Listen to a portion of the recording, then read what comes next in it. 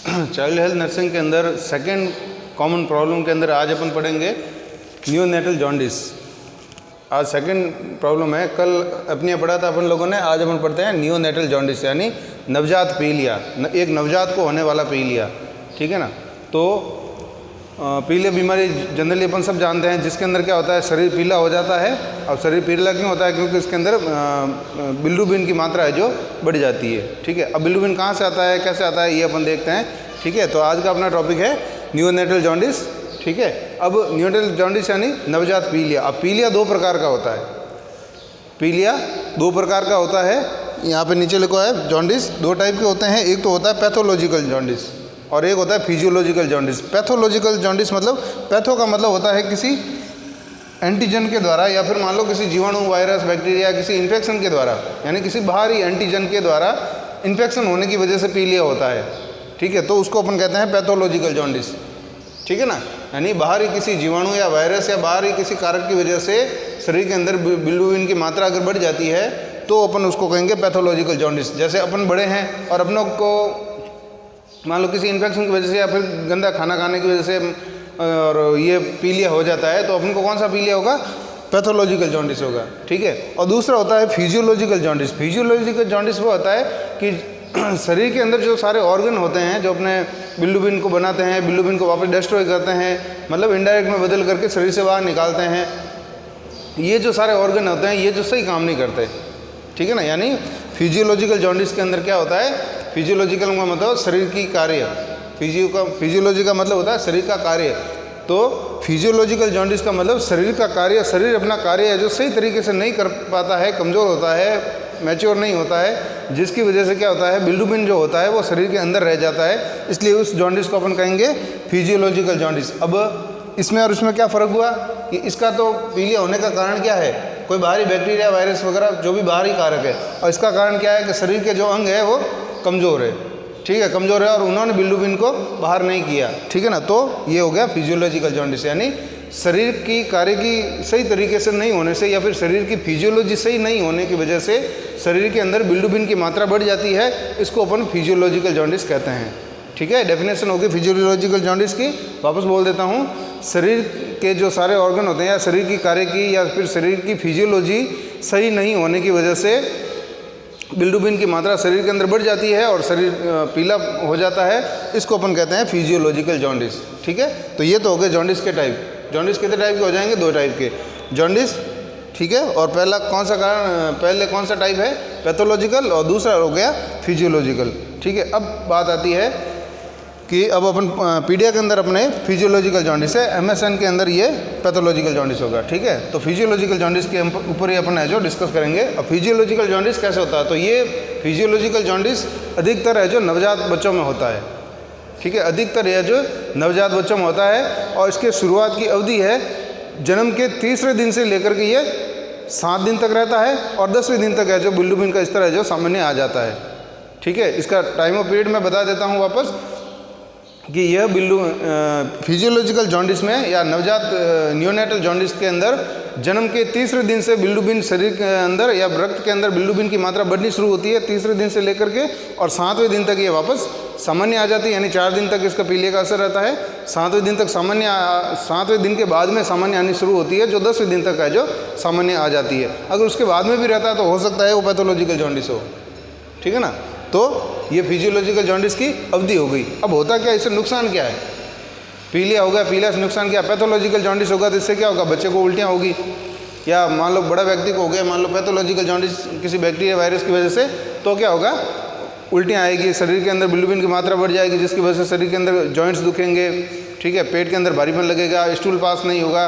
तो ये सब सारी प्रॉब्लम होती है पैथोलॉजिकल जॉन्डिस के अंदर। और फिजियोलॉजिकल के अंदर भी प्रॉब्लम तो ऐसी कैसी होती है, लेकिन एक प्रॉब्लम और होती है कि जब रक्त के अंदर बिल्रुबिन की मात्रा बढ़ जाती है, जब रक्त के अंदर बिल्रुबिन की मात्रा बढ़ जाती है तो वो बिल्रुबिन क्या करता है, जो माइंड की जो कोशिका है, बेसिल गैंग्लियन जिसको बोलते हैं, वहाँ जाकर के ये उसके ऊपर जाकर के जम जाता है।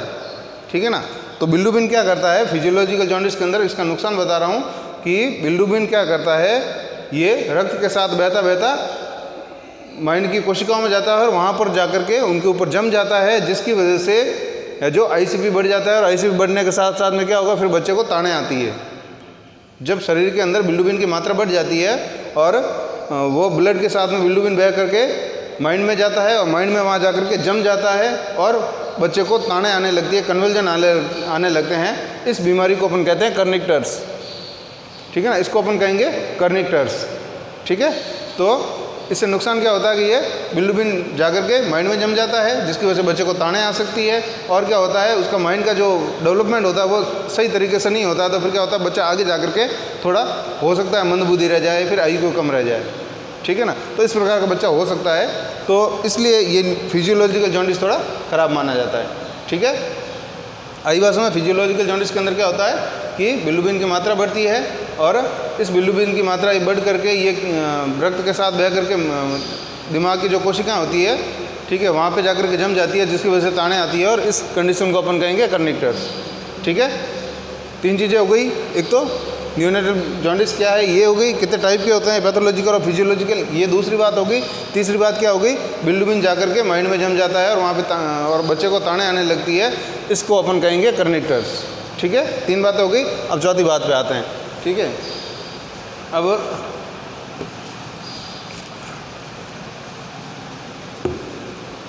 ठीक है, अब बात आती है ये बिलिरुबिन आता कहाँ से है, ठीक है ना। बिलिरुबिन आता कहाँ से, बॉडी के अंदर बिलिरुबिन कहाँ से आता है। तो क्या होता है कि जब बच्चा जन्मता है, तो कल मैंने बताया था कि जो बच्चे के जो सारे ऑर्गन होते हैं वो पूरे इतने एक्टिव नहीं होते कि वो अपने सही ढंग से संचालन कर सके। जैसे अपन है, अपना शरीर के जो सारे अंग है वो कैसे होते हैं, एकदम प्रॉपर्ली अपना एक्यूरेट काम करते हैं। लेकिन जो छोटे बच्चा होता है वो कमज़ोर होता है, और वो वातावरण उसका जस्ट चेंज हुआ होता है। माँ के पेट के अंदर अलग वातावरण होता है, बाहर अलग वातावरण होता है। तो एडजस्टमेंट करने में थोड़ा सब भर का टाइम लग जाता है, ठीक है। उसके सारे अंगों को प्रॉपर काम करने के अंदर, उसका एडजस्टमेंट करने के अंदर उसको टाइम लग जाता है, जिसकी वजह से क्या होता है, अंग थोड़े सही तरीके से काम नहीं करते। अब सही तरीके से काम नहीं करेंगे तो क्या होगा, जो असामान्यता होगी वो बढ़ने के चांसेस रहते हैं, ठीक है ना। तो क्या होता है कि जब मान लो जब बच्चा जन्मा, ठीक है, एक चीज़ ध्यान रखना, जब बॉडी के अंदर ऑक्सीजन की कमी होगी तब है जो RBC का डेस्ट्रोजेशन ज़्यादा होगा, RBC ज़्यादा नष्ट होगी, ठीक है। अब किसी का दम घुटता है, ठीक है। अब जैसे मान लो एक उदाहरण एमएसएन में आप पढ़ोगे कि मान लो किसी ने जहरीली गैस सूंघ ली। अब जहरीली गैस सूंघ ली तो क्या हुआ, ऑक्सीजन की कमी हो गई।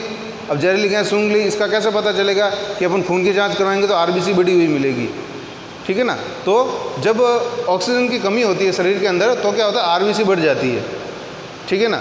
अब RBC जितनी बढ़ेगी उतनी वापस नष्ट भी होगी, ठीक है ना। तो ये RBC का होता है। तो अब क्या होता है, जैसे बच्चा जन्मा, अब जन्मते ही तो बच्चा रोता नहीं, फेफड़े इतने काम करते नहीं, एक्टिवली काम करते नहीं है, तो बच्चा थोड़ी देर से रोता है। तो मतलब क्या हुआ, एक बार तो शरीर के अंदर ऑक्सीजन की कमी हुई, ऑक्सीजन की कमी हुई तो RBC बढ़ी। अब RBC बढ़ी तो RBC वापस डिस्ट्रॉय भी ज़्यादा हुई, ठीक है। तो जब RBC टूटती है, ठीक है ना, जब RBC टूटती है, सॉरी RBC और जब RBC टूटती है तो क्या होता है, इससे ये बिलिरुबिन और बिलिरुबिन ये दोनों पदार्थ है जो निकलते हैं। तो बिलिरुबिन जो होता है वो बच जाता है, RBC टूटेगी तो RBC के टूटने से बिलिरुबिन पैदा होगा, ठीक है ना, ये ध्यान रखो। तो RBC स्प्लीन में जाके टूटेगी और वहाँ से बिलिरुबिन पैदा होगा, ठीक है। RBC टूटेगी और वहाँ से जाके बिलिरुबिन पैदा होगा। और फिर होता क्या है, चलो ये आ गया, ठीक है। तो RBC ऑक्सीजन की कमी की वजह से डिस्ट्रॉय ज़्यादा हुई और बनी भी ज़्यादा बनी और ज़्यादा डिस्ट्रॉय हुई। तो क्या हुआ, बिलिरुबिन की मात्रा अधिक हुई, ठीक है। जैसे मान लो एक RBC टूटने से मान लो 2 बिलिरुबिन सामान्यतः होते हैं, ठीक है। लेकिन बच्चे के अंदर दम घुटा तो एक RBC नहीं टूट करके 10 RBC टूटी तो बिलिरुबिन तो ज़्यादा हुआ, ठीक है ना। तो बॉडी के रक्त के अंदर बिलिरुबिन ज़्यादा हुआ। अब बिलिरुबिन ज़्यादा हुआ तो क्या होता है कि अगर ये बिलिरुबिन भी 2 टाइप का होता है, एक तो डायरेक्ट बिलिरुबिन होता है और एक इनडायरेक्ट बिलिरुबिन होता है। यानी कभी पीलिया की रिपोर्ट देखना, डायरेक्ट और इनडायरेक्ट दोनों टाइप की रिपोर्ट आती है। तो डायरेक्ट बिलिरुबिन होता है वो तो क्या करता है, यूरिन के साथ में बाहर आ जाता है। डायरेक्ट बिलिरुबिन जो होता है वो यूरिन के साथ में बाहर आ जाता है, लेकिन जो इनडायरेक्ट बिलिरुबिन होता है वो शरीर के अंदर खून के अंदर ही रह जाता है, वो बाहर नहीं निकलता है, ठीक है ना। उसको बाहर निकालने के लिए शरीर के लीवर को वगैरह को सबको एफर्ट करना पड़ता है, ठीक है ना। तो RBC टूटेगी स्प्लीन के अंदर जाकर के, फिर बिलिरुबिन बनेगा। बिलिरुबिन 2 टाइप का होता है, एक तो डायरेक्ट और इनडायरेक्ट। डायरेक्ट तो क्या होता है, यूरिन के साथ में बाहर आ जाता है, ठीक है। फिर दूसरा बच गया इनडायरेक्ट। ठीक है। अब इनडायरेक्ट को कैसे बाहर निकालना है, तो इनडायरेक्ट के लिए क्या होता है, जो इनडायरेक्ट बिल्डुबिन होता है वो रक्त के साथ में बह करके लीवर में जाता है, ठीक है ना, लीवर में जाता है। चूँकि बच्चे का लीवर इतना मैच्योर नहीं होता, लीवर पूरा प्रॉपर तरीके से काम नहीं करता है, ठीक है, इसलिए क्या कहता है कि इस लीवर के अंदर, अब लीवर का क्या रोल है इसके अंदर, तो लीवर के अंदर एक एंजाइम होता है जिसका नाम है ग्लूकोरोनिल ट्रांसफरेज एंजाइम। ग्लूकोरोनिल ट्रांसफरेज एंजाइम, ये एंजाइम क्या करता है, जो इनडायरेक्ट बिल्डुबिन है, ये ग्लूकोरोनिल ट्रांसफरेज एंजाइम ये क्या करता है, जो इनडायरेक्ट बिल्डुबिन है इसके साथ में मिल करके इसको तोड़ देता है, इनडायरेक्ट को डायरेक्ट में बदल देता है। ये इसके अंदर ऐड होगा, इनडायरेक्ट के अंदर ग्लूकोरोनिल ट्रांसफरेज एंजाइम ऐड होगा, तो क्या होगा, ये इनडायरेक्ट है जो डायरेक्ट में बदल जाएगा, ये टूट जाएगा, ठीक है ना। तो ये रक्त के साथ में इनडायरेक्ट बिल्डुबिन है, ये लीवर के अंदर आया, लीवर के अंदर कौन मौजूद है, ग्लूकोरोनिल ट्रांसफरेज एंजाइम, ठीक है। तो ये क्या करेगा कि या जो इस इनडायरेक्ट को है जो डायरेक्ट में बदल देगा, ठीक है ना। तो ये इनडायरेक्ट बिल्डुबिन को डायरेक्ट में बदलेगा। अब जब डायरेक्ट में बदल गया तो यूरिन के साथ में शरीर से बाहर निकल जाता है, ठीक है। तो अब बच्चे के अंदर ये सब इतना जल्दी क्यों नहीं होता, क्योंकि बच्चे का जो लीवर होता है वो इतना मैच्योर नहीं होता है, तो उसके अंदर प्रॉपर्ली ग्लूकोरोनिल ट्रांसफरेज एंजाइम नहीं होता है। अब नहीं होता है तो इनडायरेक्ट का इनडायरेक्ट ही रहता है और वो शरीर के अंदर बढ़ता जाता है, ठीक है ना। अपने शरीर में भी ऐसा ही होता है, इनडायरेक्ट बिल्डुबिन अपने भी ऐसा ही होता है, लेकिन क्या होता है, अपना लीवर है जो पूरा मैच्योर है और उसके अंदर पूरे ग्लूकोरोनिल ट्रांसफरेज एंजाइम की मात्रा सही मात्रा में है, तो जैसे भी इनडायरेक्ट ज्यों ही बढ़ता है वो लीवर में आकर के इस एंजाइम के साथ में ऐड होकर के यूरिन के साथ में डायरेक्ट यूरिन बिल्डुबिन है जो बाहर आ जाता है। लेकिन बच्चे के अंदर लीवर कमज़ोर होता है, जिसकी वजह से ये पूरा इनडायरेक्ट बिल्डुबिन पूरा नहीं टूट करके बिल्कुल 5 से 10% ही है जो टूटता है, तो बाकी तो 90% अंदर रह गया शरीर के अंदर। तो वो है जो 90% जो बच गया वो क्या करता है, जाके करके पीलिया बना देता है, ठीक है ना। तो ये हो गया आरबीसी टूटी, स्प्लीन के अंदर बिल्डुबिन बना। बिल्डुबिन दो टाइप का होता है, डायरेक्ट बिल्डुबिन और इनडायरेक्ट बिल्डुबिन। डायरेक्ट तो यूरिन के साथ में बाहर आ जाता है, और इनडायरेक्ट जो होता है वो क्या करता है, लीवर के अंदर जाता है खून के साथ में बह करके, और लीवर के अंदर ये ग्लूकोरोनिल ट्रांसफरेज एंजाइम ये उपलब्ध होता है, ठीक है, जो लीवर बनाता है, लीवर की जो स्पेशल जो कोशिकाएं होती है वो बनाती है, ठीक है। तो ये इस एंजाइम के साथ में मिल करके इनडायरेक्ट बिल्डुबिन डायरेक्ट बिल्डुबिन में बदल जाता है, और डायरेक्ट बिल्डुबिन यूरिन के साथ में बाहर आ जाता है, ठीक है। अब इसके आगे मैंने ये लिखा है इंक्रीज बाई ड्रग, ठीक है ना। इस एक चीज़ देखी होगी या फिर ध्यान रखना, ये ग्लूकोरोनिल ट्रांसफरेज एंजाइम जो होता है इसको बॉडी के अंदर ये नेचुरली बनता है, लेकिन इसको बनाने के लिए जो उत्प्रेरक का काम करता है वो एक दवाई है जिसका नाम है फिनोबार्बिटॉन। आपको सुनी हुई होगी, फिनोबार्बिटॉन ताड़ों का इंजेक्शन होता है, किसी को कन्वर्जन आते हैं तो फिनोबार्बिटॉन लगाया जाता है, ठीक है। तो ये फिनोबार्बिटॉन ताड़ों के इंजेक्शन के साथ साथ में ये क्या करता है, छोटे बच्चों को अगर लगाया जाए, पीलिया वाले बच्चों को अगर ये इस दवाई की खुराक दी जाए तो ये क्या करता है, ग्लूकोरोनिल ट्रांसफरेज एंजाइम को बनाने के लिए स्टिमुलेट करता है। तो ये थोड़ा ग्लूकोरोनिल ट्रांसफरेज एंजाइम जल्दी बनेगा, तो है जो इनडायरेक्ट है जो डायरेक्ट में भी ये जल्दी बनेगा। मतलब फिनोबार्बिटॉन लगाएंगे तो इसके बनने की प्रक्रिया तेज़ होगी, इसके बनने की प्रक्रिया तेज़ होगी, मतलब ये ज़्यादा होगा, या भी जितना ये ज़्यादा होगा उतना ही है जो इनडायरेक्ट बिल्डुबिन डायरेक्ट के अंदर बदलेगा, ठीक है ना। तो ये है इसकी फिजियोलॉजी कि पीलिया बच्चे के अंदर होता कैसे है, ठीक है ना। तो वापस से बता देता हूँ, नियोनेटल जॉन्डिस अपना टॉपिक है। जॉन्डिस कितने टाइप के होते हैं, 2 टाइप के होते हैं, पैथोलॉजिकल और फिजियोलॉजिकल, ठीक है। और फिजियोलॉजिकल जॉन्डिस के अंदर जो बिल्डुबिन होता है वो रक्त के साथ बह करके दिमाग की कोशिकाओं में जाकर के जम जाता है, जिसकी वजह से क्या होता है, बच्चे को ताड़ें आ सकती है। इस बीमारी को अपन कहते हैं कर्निटर्स, ठीक है ना।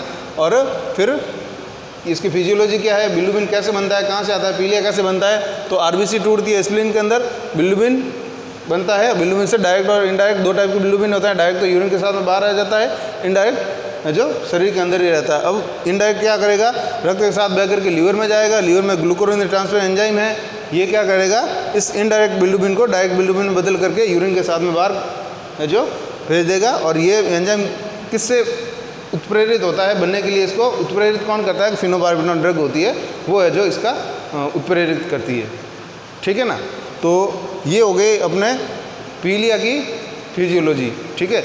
कल अपन पढ़ेंगे पीलिया का मैनेजमेंट और इन्वेस्टिगेशन वगैरह, ठीक है ना। आज के लिए इतना काफ़ी है, नोट्स बना देना। Thank you.